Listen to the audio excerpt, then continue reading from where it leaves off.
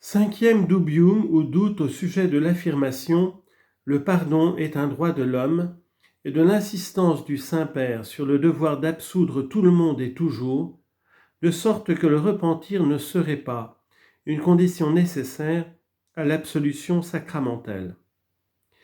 Il est demandé si l'enseignement du Concile de Trente, selon lequel, pour que la confession sacramentelle soit valide, la contrition du pénitent est nécessaire, laquelle consiste à détester le péché commis avec l'intention de ne plus pécher, est toujours en vigueur, de sorte que le prêtre doit reporter l'absolution lorsqu'il est clair que cette condition n'est pas remplie. Réponse du pape François à cette cinquième question. Le repentir est nécessaire pour la validité de l'absolution sacramentelle et implique l'intention de ne pas pécher.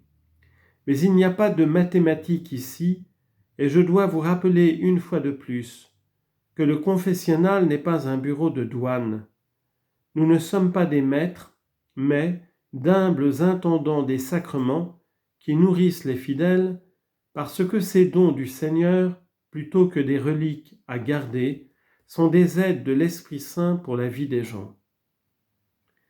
Il y a de nombreuses façons d'exprimer le repentir. Souvent, chez les personnes dont l'estime de soi est très blessée, plaider coupable est une torture cruelle. Mais le simple fait de s'approcher de la confession est une expression symbolique du repentir et de la recherche de l'aide divine. Je voudrais également rappeler que parfois, il nous coûte beaucoup de faire place à l'amour inconditionnel de Dieu dans la pastorale, mais qu'il faut l'apprendre.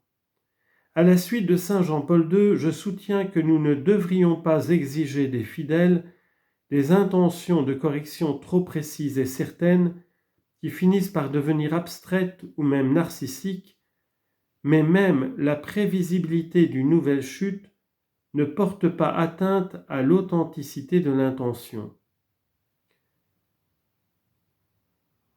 Enfin, il doit être clair que toutes les conditions qui sont habituellement posées à l'aveu ne sont généralement pas applicables lorsque la personne se trouve dans une situation d'agonie ou avec des capacités mentales et psychiques très limitées.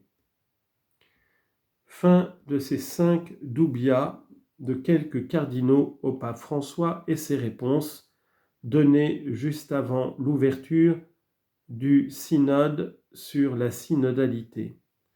Que le Seigneur vous bénisse tous. Prions pour notre pape François. Prions pour notre conversion et celle du monde entier. Amen.